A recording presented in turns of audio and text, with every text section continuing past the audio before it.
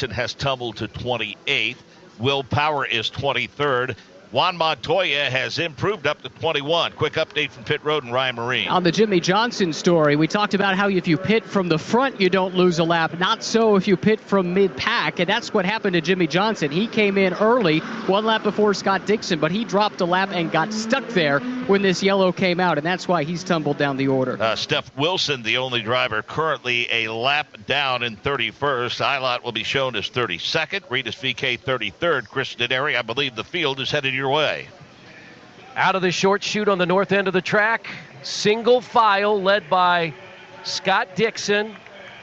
Connor Daly runs number 2, and third is Pato O'Ward. Here they come. And a good start for Scott Dixon. Starts to pull away a bit. Pato O'Ward pulls up on Connor Daly. Yep, Connor Daly's going to try to move down to protect, but Pato O'Ward is aggressive. He's going to have to jump on the brakes to avoid getting into Connor Daly. That'll allow Dixon to streak away with the race lead. And Pato O'Ward has all kinds of cars behind him. It's Marcus Ericsson. He's gagging up. Tony Kanaan is there. Now Pato O'Ward's able to clear himself, but Tony Kanaan trying to get around Marcus Ericsson. Oh boy, all of a sudden somebody went down to the bottom of the racetrack. It was Marcus Ericsson who was trying to stave Tony Kanaan. He's able to hold him off for now. The leader now as everybody goes single file is Scott Dixon into 4. Yeah, those top 2 cars, Dixon and Daly, have run away. Ericsson now trying to make the move for third. A very strong move of the start-finish slide. Connor Daly looking to the inside of Scott Dixon. He's going to stay in those tire tracks, but it is a change for the third position. Marcus Ericsson, the Swedish driver, shoots his way to third. Scott Dixon 2 car lengths over Connor Daly, then tied car lengths back to that Marcus Ericsson machine. Pato O'Ward is in the 4th position. TK's in 5th.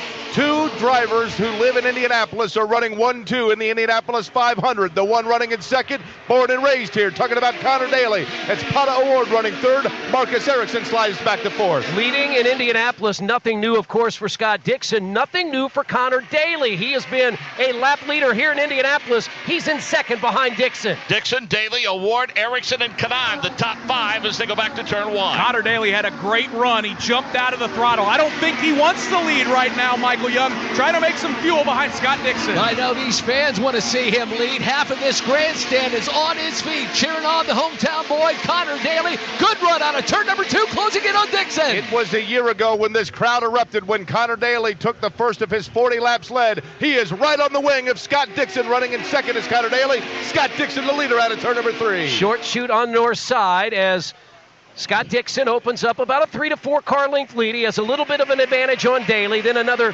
5-6 car lengths back to O'Ward. Connor Daly takes a peek to the inside of Scott Dixon in the start-finish line. And you can hear the crowd. They jump to their feet and they start pumping those fists.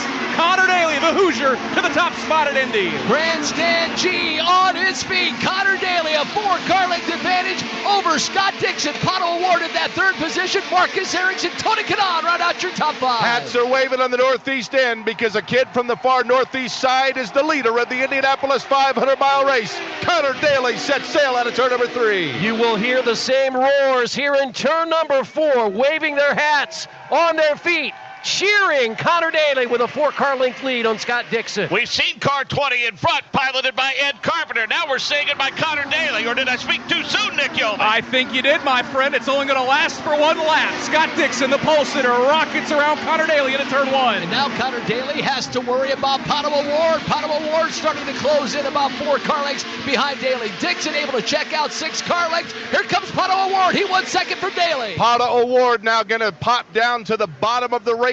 Keeps it right there as Connor Daly swings high. That puts O'Ward to the middle groove. They're evenly spaced right now. Dixon, Daly, and O'Ward. Dixon in first, then Daly, then O'Ward, Marcus Ericsson, and Tony Kanaan. Those are your top 5 out of turn 4. Nick Yeoman, I still think one of the best poker players at the table is 4th place running Marcus Ericsson. I mean, he's just had a really nice, calm day, lingering there in the top 5.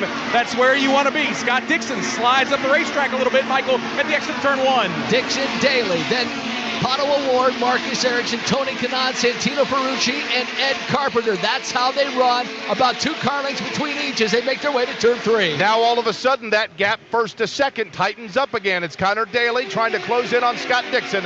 Then about 5 car lengths back before Pato O'Ward. Another 7 of Marcus Ericsson. Yeah, it's about a couple of car length lead as they exit turn number 4. Dixon, Daly, and O'Ward, your top 3. 83 laps complete this time by Scott Dixon, your leader. Daly, Award, Erickson, and Kanan, the top 5. Ferrucci, Carpenter, Newgarden, Rosenquist, and Sato, the top 10. We pause 10 seconds for station identification. This is the Indianapolis Motor Speedway Radio Network.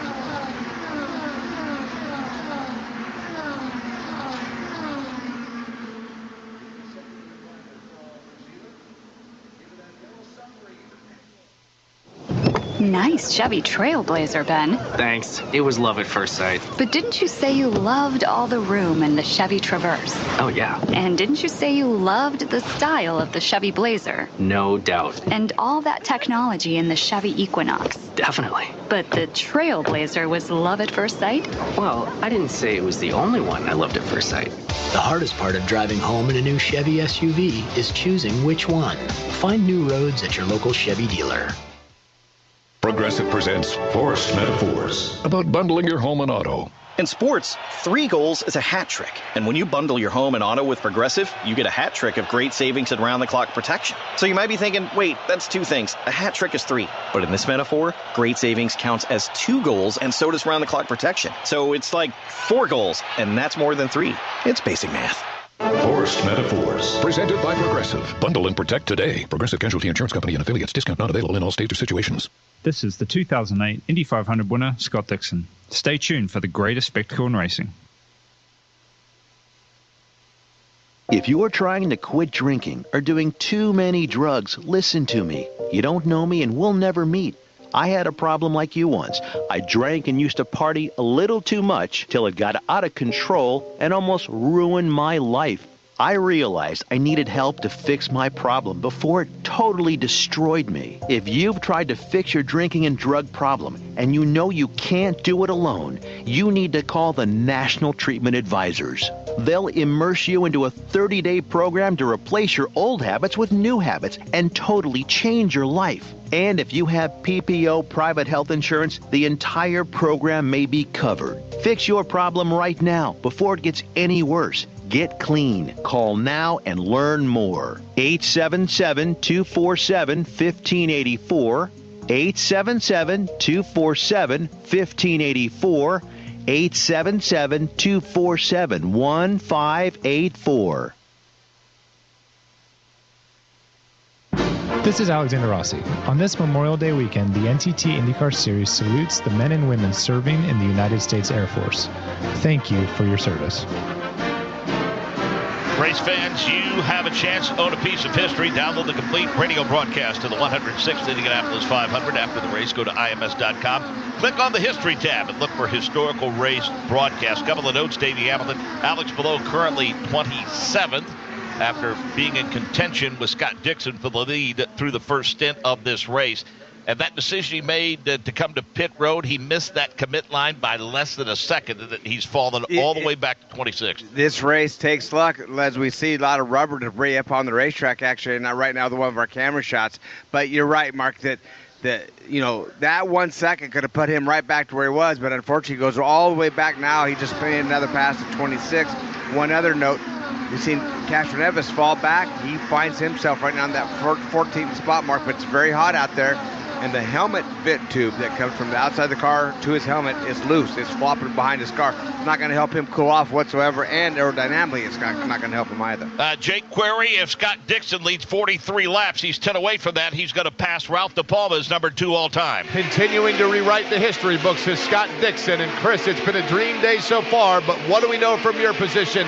You have to go 800 left-hand turn. Yeah, he's led 570 laps coming into today, and he's got the lead down the straightaway. Good run by Connor Daly into turn number 1. Yeah, Connor Daly will poke his nose to the inside, but he's just not fast enough. Scott Dixon holds him off once again here on lap number 90. And just now, the top 5 are starting to check out a little bit from 6th place running Santino Ferrucci, but Scott Dixon, a very comfortable lead, 3 car legs back to Connor Daly, and then Pato O'Ward starting to close close in on the rear wing of Daly. Kind of at that race pace where everybody is running the same line off of turn number 2 and into 3. Scott Dixon, 2 car lengths in front of Connor Daly, another 4 back then to Pata Award. They exit turn number 4, 1-2, Dixon, Daly, then Award, then another 10 car lengths back to Erickson, a few car lengths back to Kanaan. Front 5, 6, 7, all with separation. In fact, Nick Yeoman, Joseph Newgarden, probably the only one that can see Felix Rosenquist in the mirrors. Yeah, he is about 7 car lengths behind his former car owner, Ed Carpenter, but there's Rosenquist, Michael, about 3 car lengths behind Newgarden. Yeah, Newgarden's just been riding in that 8th position since we've gone green, and Felix Rosenquist for the first time, I think, starting to close in, Jake. Newgarden in 8th, Rosenquist 9th, 30U in 3. Yeah, we'll pick up that battle as the leaders go in to number 4. Joseph Newgarden, about a 3 car length advantage, Chris. Felix Rosenquist trying to reel him in. Yeah, and the one thing that we're seeing in 4, you talk about the conditions and the slick track. They are really going single file. At times through the years, we have seen some passes coming out of 4, but nothing like that right now. Connor Daly looks content, Davey, to kind of tuck behind Scott Dixon. Yeah, I think so. I think he's just playing really smart. A matter of fact, as we see, he was back in the pack. Farther you get back, the dirtier the air, the harder it is to pass. We see that with Palou. He was swapping the lead with Scott Dixon. Actually, at East has the most laps led right now, actually, at 42. 1 second mistake, as you said, puts him back in that 26. He just can't make up ground now. He's back in that really dirty air. It's hard to pass back. Well, Davey, we see the leaders come off the turns from our multi-camera view here, and you can literally see, for instance, Connor Daly and Pata Award, you can see that car moving around behind Scott Dixon when they come off the turn, when they get in that draft. Yeah, once they get in that draft, and then as you watch, the snake, as we call it, coming down that straightaway gets longer and longer, and the car get more separated. And that's just like I say, because they do require downforce to be fast. As we watch right now, Colton Hurd is still struggling as Dalton Kellett's going to make a move on him. A shot in the arm for Connor Daly. He was very, very disappointed after he just didn't have the speed that he needed in qualifying. Yeah, this is definitely a shot in the arm. I talked to his dad this morning, actually. I said, what do you think? Is he confident? He goes, he actually is confident in the car. And we talked about qualifying. These are the Camper Scouts, earning their Eco Badge. They're sharing this FedEx electric vehicle and Frank's Sustainable Camping Store with their global Scout community.